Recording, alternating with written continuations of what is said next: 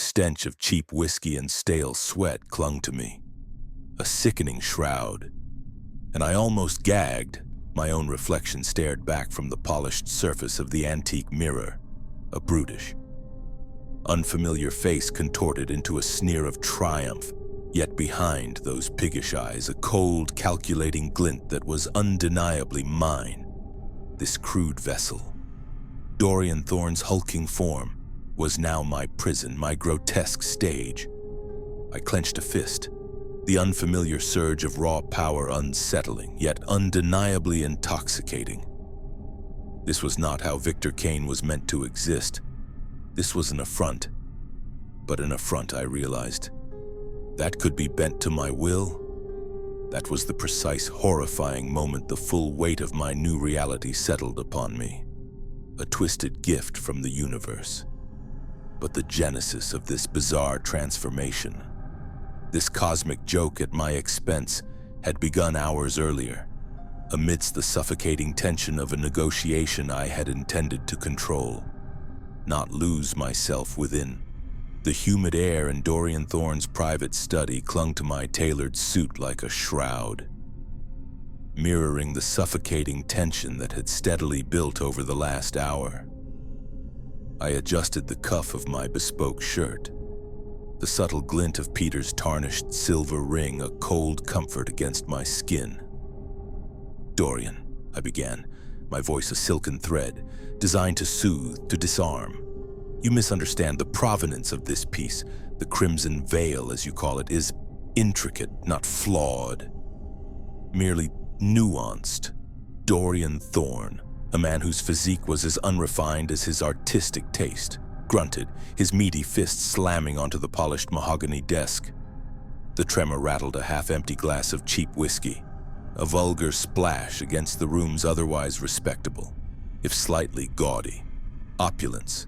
He was a brute, a collector of art and grudges, and I, Victor Kane, had intended to relieve him of a particularly valuable, albeit questionable, Rothko, my pocket notebook, safely tucked inside my inner jacket pocket, held a meticulous ledger of his insecurities, his desperate need for approval from the true art elite, his simmering resentment of anyone smarter than him, his unacknowledged fear of being seen as a provincial fool. These were the levers I pulled. Nuanced. You say Dorian's voice was a gravelly roar that grated against my ears, a stark contrast to the sophisticated cadence I cultivated. I say you're trying to pull a fast one. Kane, heard whispers about your little financial predicaments, how you're always just one misstep from the gutter, same as the rest of us. His eyes, small and piggish, narrowed, funny, that a man of your refined tastes, always on the brink, like a starving dog sniffing around a butcher's shop. A cold ember ignited in my gut. Starving dog. The words clawed at the raw, festering wound of my childhood, the hunger pains that still on occasion phantom ached in my stomach. The image of Peter, frail and fading in that wretched tenement bed, flashed through my mind. Never again. I tightened my grip on the armrest of the antique chair, my knuckles white. "Dorian, my dear fellow," I purred, forcing a smile that felt brittle. "My financial affairs are as robust as my reputation. Perhaps those whispers are merely the jealous muttering of lesser men who envy my ascension." I name-dropped a prominent gallery owner, a fleeting reference to a recent fabricated deal, watching for the flicker of doubt in his eyes.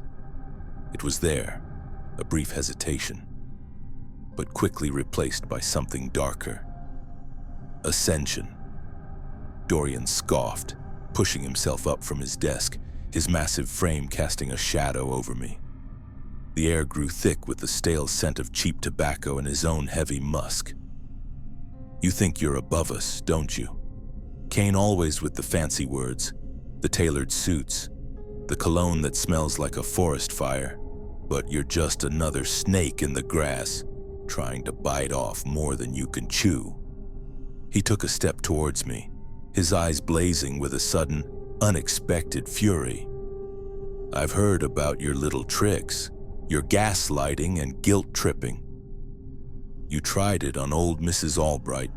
Didn't you made her doubt her own eyes about that Renoir? Well, it won't work on me. My carefully constructed facade threatened to crack. He knew. Not just the whispers, but the methods. This wasn't just about a painting. It was about control, about my very identity as a master manipulator. My pulse quickened. This was dangerous, a primal, suffocating fear. Not unlike the one I'd felt as a boy when Peter's breathing grew shallow. Began to constrict my chest. I couldn't save Peter, but I would not let this oaf diminish me. I would not be weak.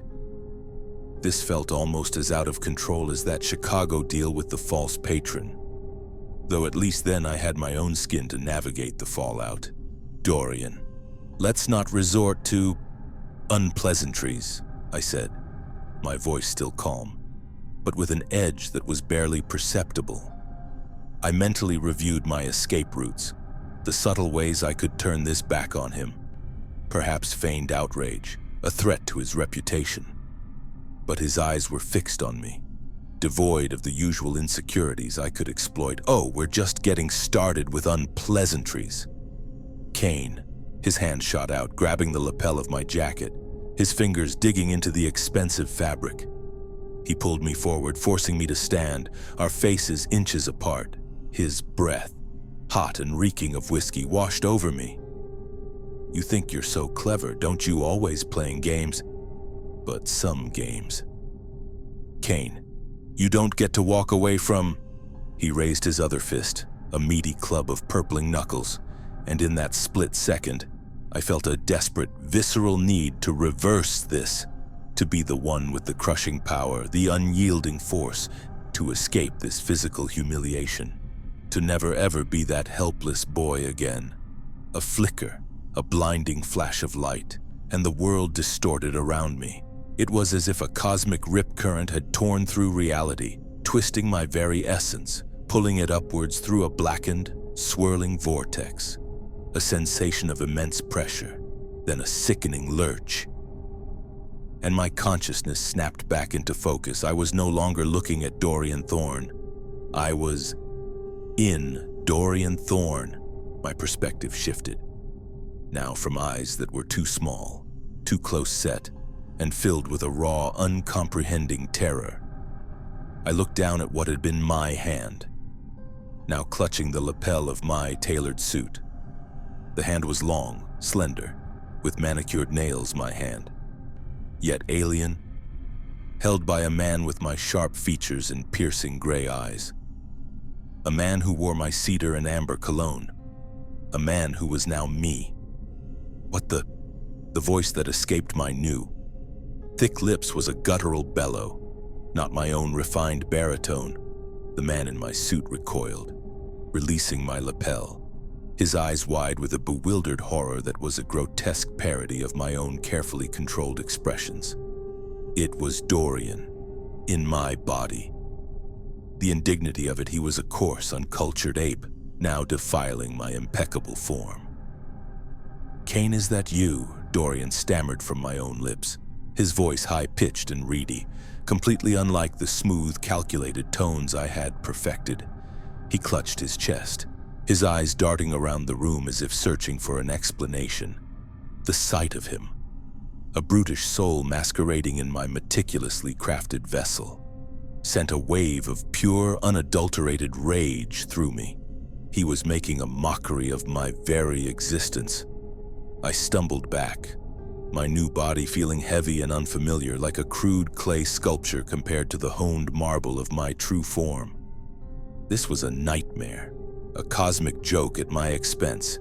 I, Victor Kane, the orchestrator, the puppeteer, reduced to inhabiting this carcass of a man.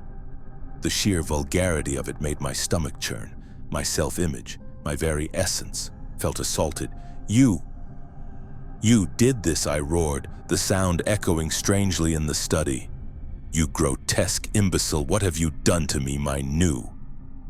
large hands clenched, the unfamiliar muscles responding with a raw power that was both unsettling and, I grudgingly admitted, exhilarating.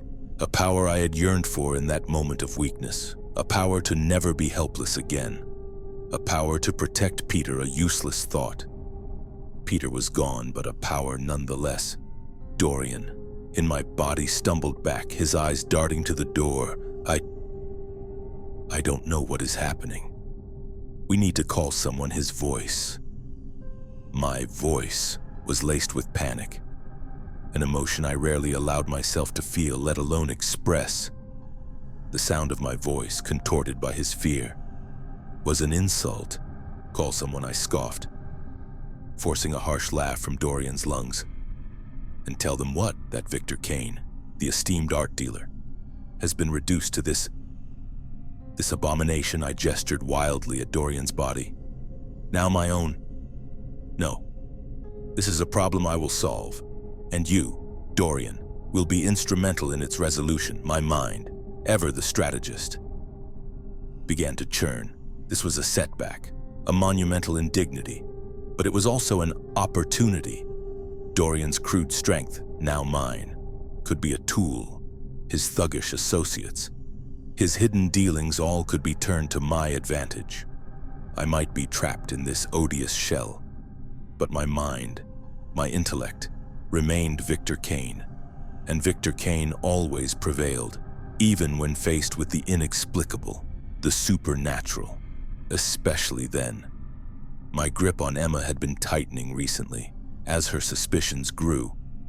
But this was a different level of control entirely.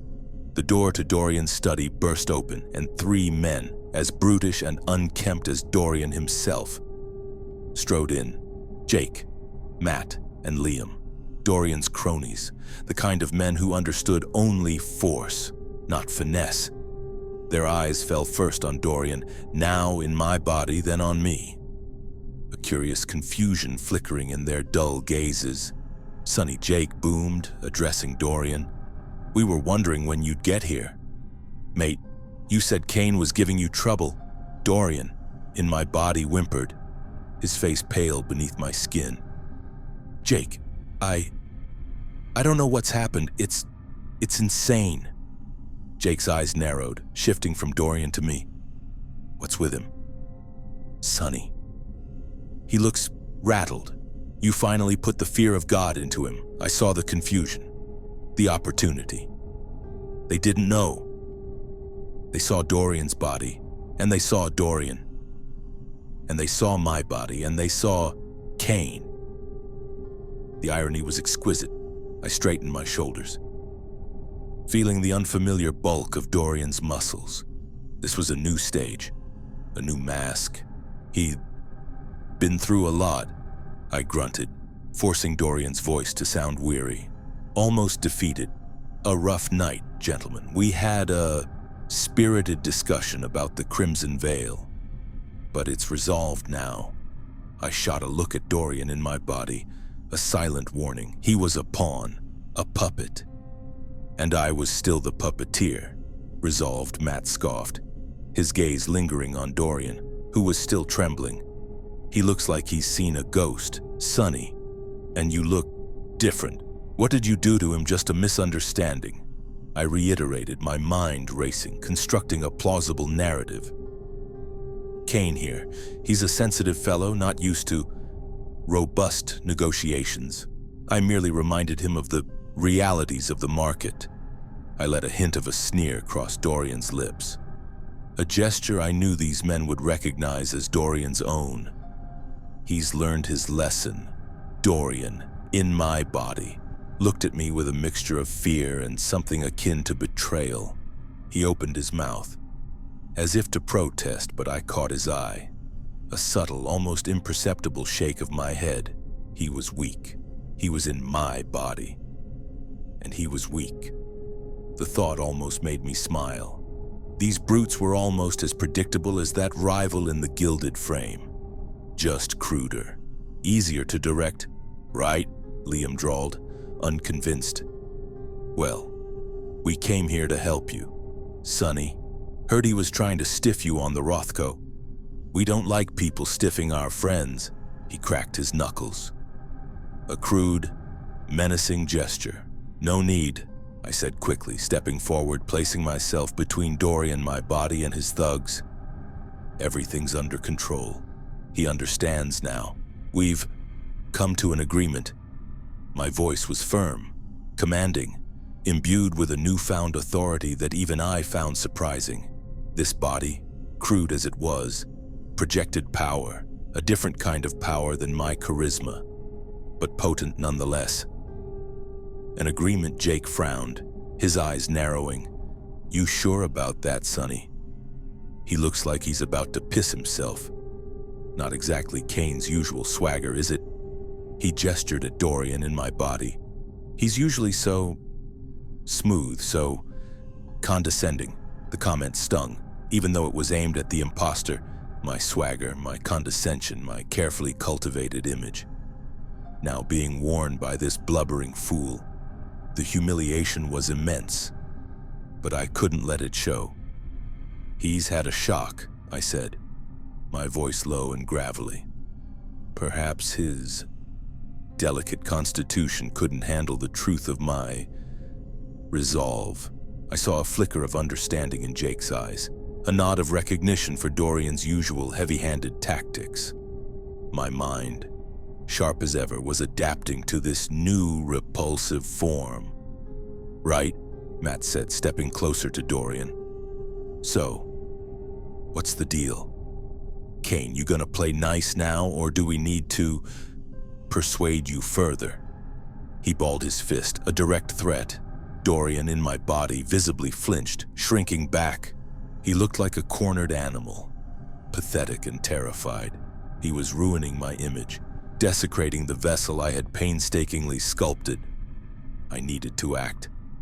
He's agreed to everything, I stated, stepping in front of Dorian, shielding him. The Rothko is ours, and he's agreed to a few other terms.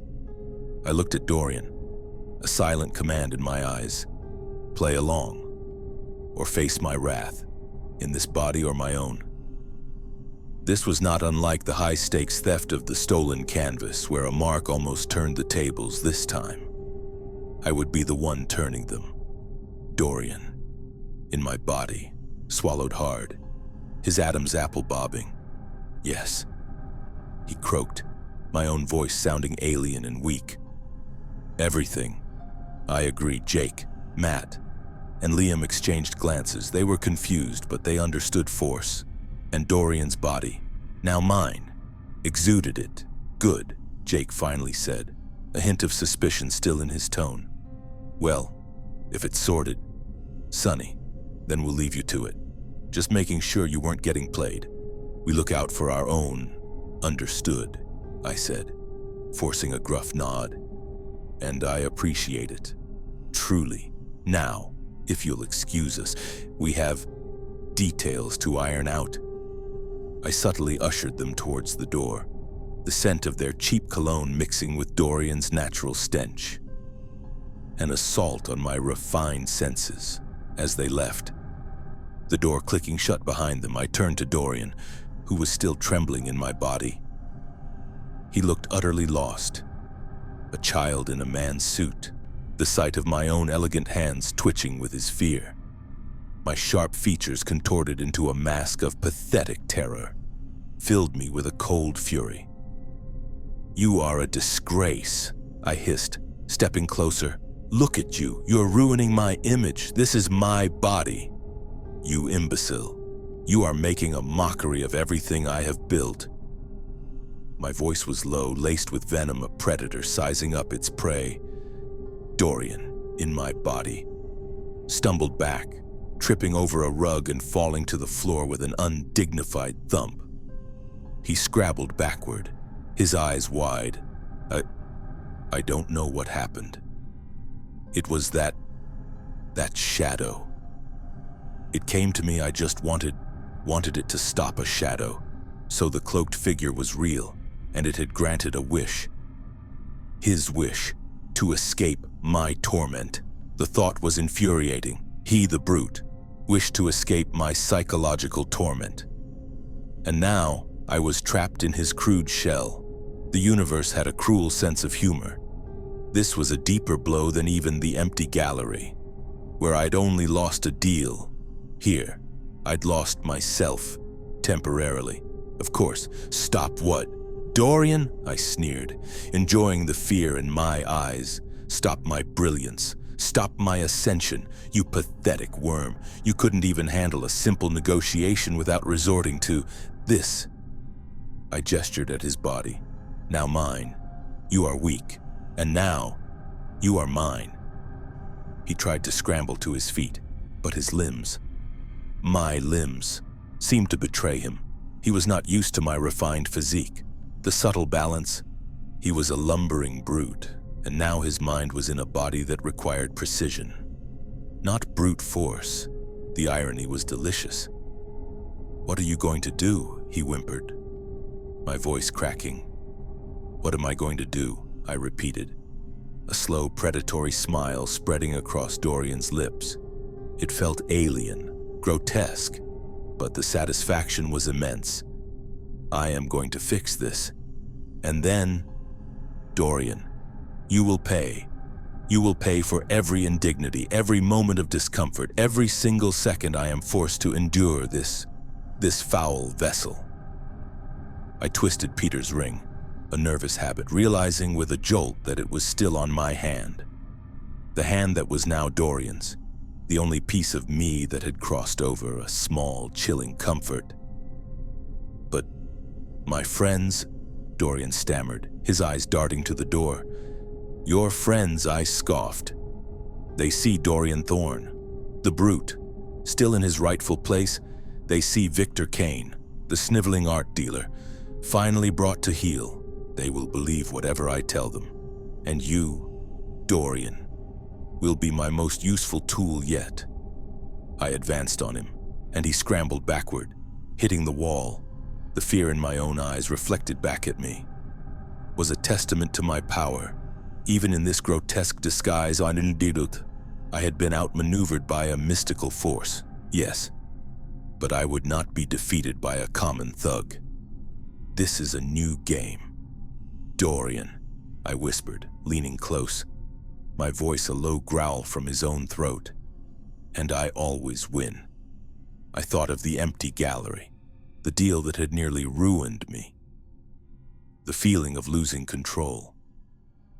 This felt different, more primal, but the stakes were higher, and the opportunity for revenge, for absolute dominance, was intoxicating. The darker forces I'd encountered at the auction of secrets seemed almost quaint compared to this. I reached down, grabbing the lapel of my suit, pulling him up roughly. He was surprisingly light, almost frail in my new powerful grip. Years of neglect, of a sedentary lifestyle, had taken their toll on my physical form. This was a stark reminder of my own vulnerability, a weakness I had always despised. But now, that weakness was Dorian's, and I would exploit it. "You will come with me," I commanded, pulling him towards the door. "We have a new deal to make, a deal that benefits only me, Dorian, in my body, offered no resistance. He was a shell, hollowed out by fear and confusion. He was the perfect puppet." As I led him out of the study, I caught a glimpse of my reflection in a polished antique mirror, Dorian's features, contorted into a sneer of triumph. Stared back, it was repulsive, but behind those eyes, I saw something else, the cold, calculating glint of Victor Kane, and a new, terrifying resolve. This was not the end. This was a grotesque beginning, and I would make sure Dorian, and every fool who had ever doubted me, understood the true meaning of power. The cedar and amber scent of my cologne, faint on Dorian's body now, mingled with his own coarse odor, a strange, unsettling blend. It was a lingering reminder of what I had lost and what I would reclaim. And Peter. He would understand. He would understand why I had to do this, why I could never be weak again.